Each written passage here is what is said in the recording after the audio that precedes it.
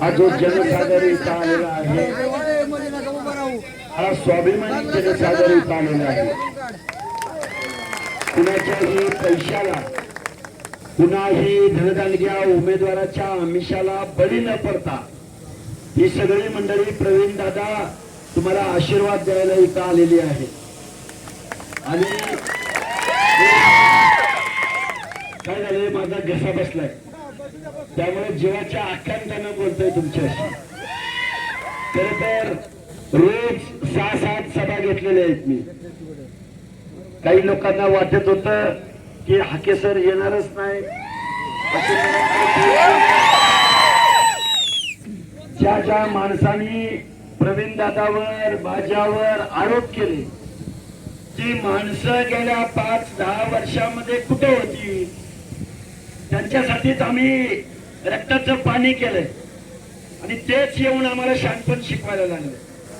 माझी तुम्हाला हात जोडून कळकळीची विनंती आहे, प्रवीण दादा बागुल हा तुमच्या आमच्या मधला, तुमच्या आमच्या माती मधला, तुमच्या आमचे प्रश्न, तुमच्या आमच्या समस्या, तुमच्या आमच्या अडीअडचणी आणि विशेष म्हणजे दीनदलितांच्या बाजूनं, ओबीसीच्या बाजूनं ठामपणे भूमिका घेणारा हा माझा सहकारी आहे.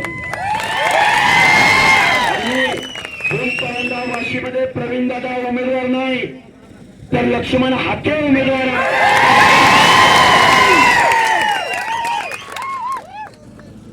महामानव डॉक्टर बाबासाहेब आंबेडकरांच्या लोकशाहीमध्ये तुम्ही आम्ही तुमच्या आमच्या प्रश्नावरती आपले माणसं कायद्याच्या सभागृहात कधी जाणार या प्रश्नाचा विचार तुम्ही आम्ही केला पाहिजे. भूम परंडा वाशी मतदारसंघामध्ये 2-4 महिन्यापूर्वी आम्ही भूमला सभा घेतली होती. त्याच वेळी या विधानसभा मतदारसंघामध्ये आम्ही मेसेज दिलेला होता की आमचा उमेदवार या भूम परंडा वाशी मतदारसंघात उभा आहे. महाराष्ट्रामध्ये ओबीसीचं आरक्षण चॅलेंज झालं. ओबीसी आरक्षण संपवण्याचं कट कारस्थान या महाराष्ट्रामध्ये इथल्या लोकांकडून केलं गेलं.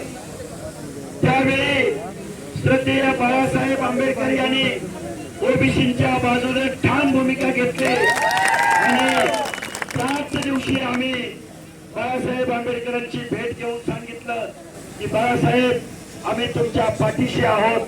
या महाराष्ट्रातले अनेक आमदार, खासदार, मंत्री, अनेक पक्ष ओबीसीच्या